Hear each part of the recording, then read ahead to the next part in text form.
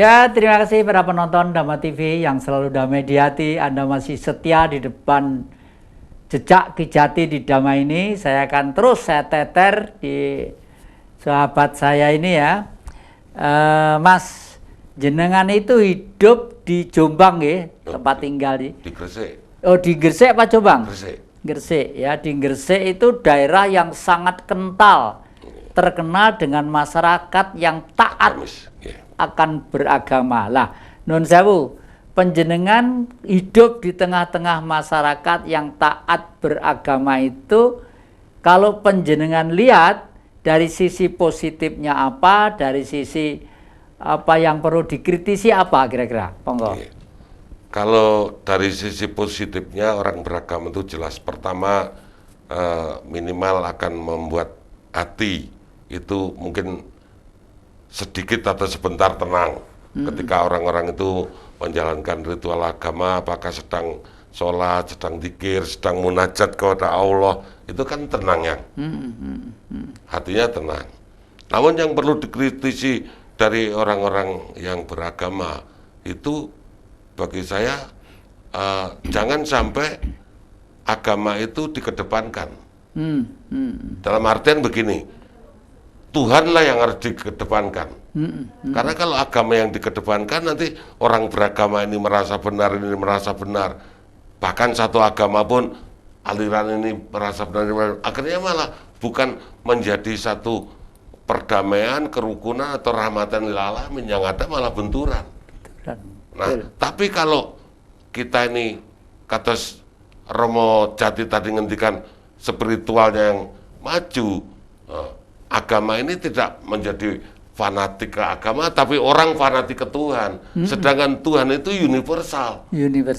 Tuhan tidak pernah membedakan makhluk-makhluknya, semuanya akan sadar kita ada di negara ini, lahir di mana, di suku mana, semua yang menentukan Tuhan. Sehingga kita terjadi kedamaian, kerukunan yang sila-sila Pancasila yang Romo tadi sampaikan, otomatis yang akan terjalin dengan baik, masyarakat akan bisa rukun, antar agama pun tidak masalah, toleransi tinggi akhirnya. Seperti toleransinya nenek moyang kita dulu. Tanpa toleransi agama lain nggak bisa masuk. Ya ini yang dipidatokan Bung Karno di depan sidang Perserikatan Bangsa-Bangsa tanggal 30 Juni apa tahun 1960 itu Bung Karno pidato seperti itu kepada bangsa-bangsa di dunia. Ladies and gentlemen, we have the 5 principles of Indonesia: belief of God, nationalism, humanism, democratic, and social justice. Waduh, mendapat tepuk tangan yang gemuruh seluruh dunia. Artinya spiritual ini ya ternyata kehendak Bung Karno yang belum selesai tadi itu. Revolusi belum selesai. Ternyata harus kita yang melanjutkan. Nah, meskipun bicara revolusi tidak perlu gepu-gepuan, tidak perlu jotos-jotosan, tidak perlu bom-boman, bakar-bakaran, karena ini saudara-saudara kita. Agama pun tidak akan membenarkan perilaku-perilaku seperti itu, seperti yang jenengan jelaskan tadi itu. Jadi kalau begitu tugas kita nanti memang berat Nah, terus posisi mental juga kan yang. Nah, nanti andai kata ini masyarakat umum paling tidak kan butuh buku meskipun kecil tentang spiritualisme biar menjadi acuan dasar dari masyarakat secara umum bahwa neng dinding ngesai buku spiritual gini kita gitu Nah, terus saya dengar-dengar jenengan dengan kawan-kawan ini karena akan mempersiapkan suatu cerita film yang besar tentang misteri di lereng Gunung Arjuna ini ya, yang akan datang ya, misterinya selama ini. Jenengan mempersiapkan film pendek tentang spiritualisme. Kalau nggak salah, beberapa hari yang lalu jenengan datang ke tempat Pak Tabri di Singosari, salah satu pelaku yang merobek merah putih biru di Hotel Oranye. lanjut jenengan nyerahkan baju tadi itu baju apa tadi yang diserahkan calon sutradara itu? Ya baju tali asih sebagai kenangan untuk yang tabri. Nggih. Sekaligus kami sewansana mohon doa restu, ini adalah salah satu wujud perjuangan kita. Nggih. Salah satu wujud sebenarnya pendidikan moral Pancasila itu perwujudannya ya begitu ya.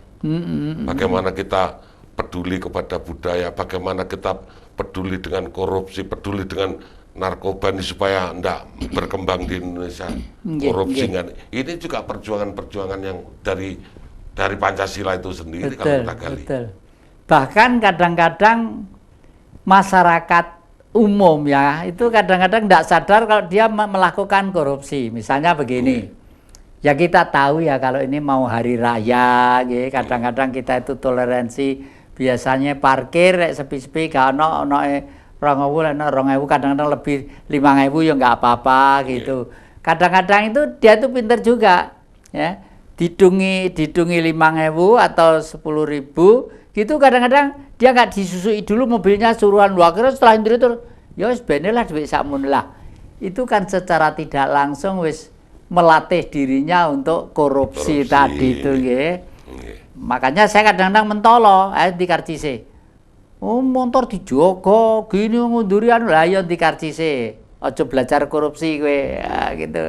Jadi ya nun sewu terpaksa harus mentolo ya. Karena cita-cita jenengan tadi itu memang bagus, tapi kalau raut muka terdepan suatu kehidupan masyarakat yang umumnya namanya kota itu raut depannya adalah jalan, perapatan-perapatan, pinggir-pinggir jalan itu perparkiran ya. Itu kalau semua tertata rapi seperti daerah-daerah tertentu, misalnya di Jogja. Begitu masuk Jogja, mulai dari Prambanan sana, kita tuh udah melihat pintu gerbang, waduh kroso masuk Jogja.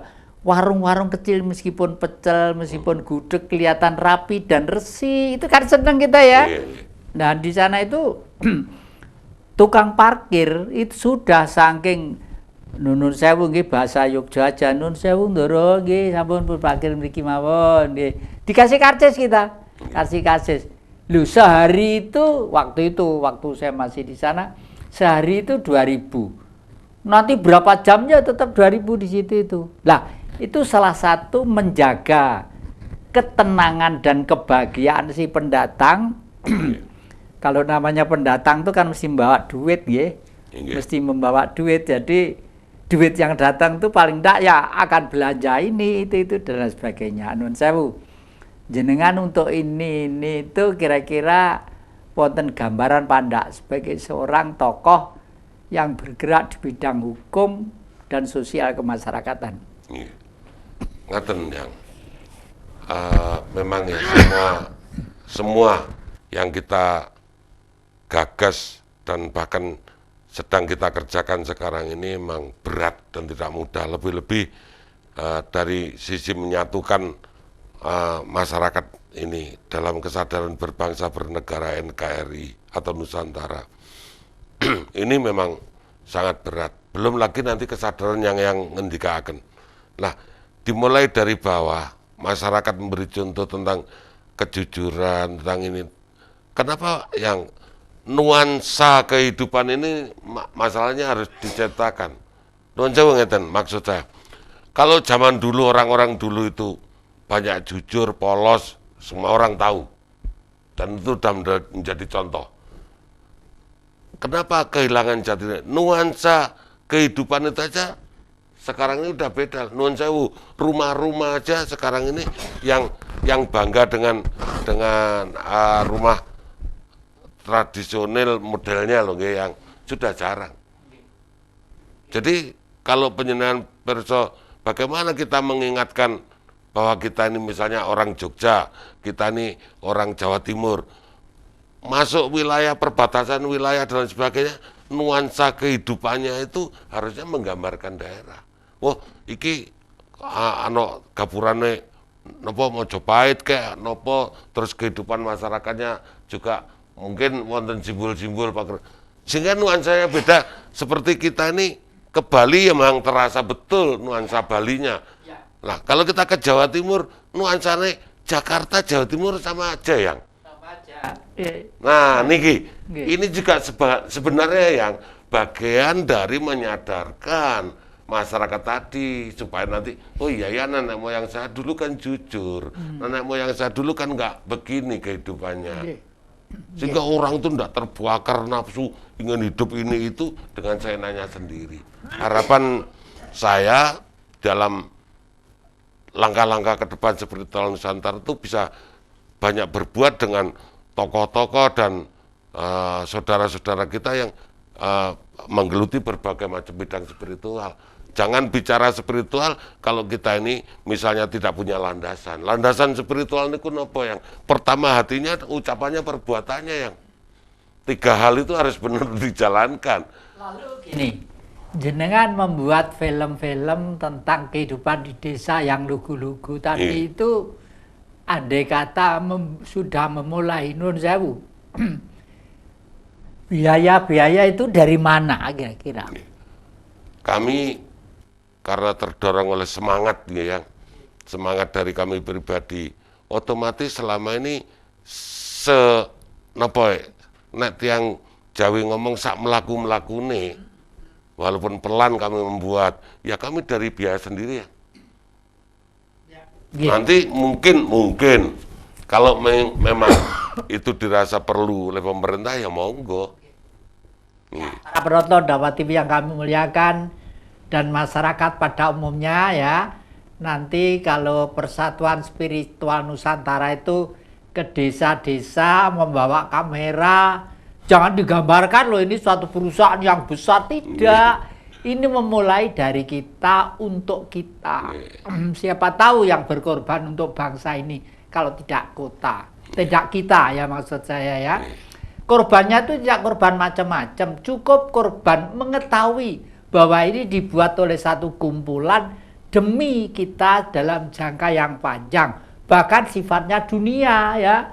Meskipun kita itu bagus spiritualnya, kalau bangsa lain masih mempunyai sifat ekspansi, sifat menjajah, mau sifat perang, ya tetap aja sengsara, gitu, sengsara. Oleh karena itu sekarang era sudah maju dengan membuat film-film sederhana, diviralkan lewat HP, lewat ini sudah bisa ditonton masyarakat sedunia lah atau bah, gitu ya. Ini ada beberapa waktu sedikit kehendak penjenengan melanjutkan tentang tangisan supaya spiritual dipergamblang, diperjelas tadi itu. Kalau ada tambahan monggo, menopo? Ya, tambahan kami para tokoh-tokoh spiritual ini adalah orang-orang yang memang menjalani spiritual, berarti menjalani ketuhanan. Menjalani ketuhanan itu penuh dengan peduli, penuh dengan berbuat kebaikan. Monggo ini demi kebaikan bangsa dan negara, untuk mengangkat budaya, untuk mengangkat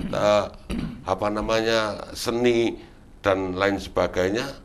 Untuk bangsa Indonesia, mari kita dukung sama-sama, gotong royong, kita jalan sama-sama. Kalau begitu ini nggak bisa ya berbentuk ormas, masa aksi-aksi masa nggak bisa, gitu. Ormas kita bukan ormas seperti ormas yang lain, aksi ngeten-ngeten mboten.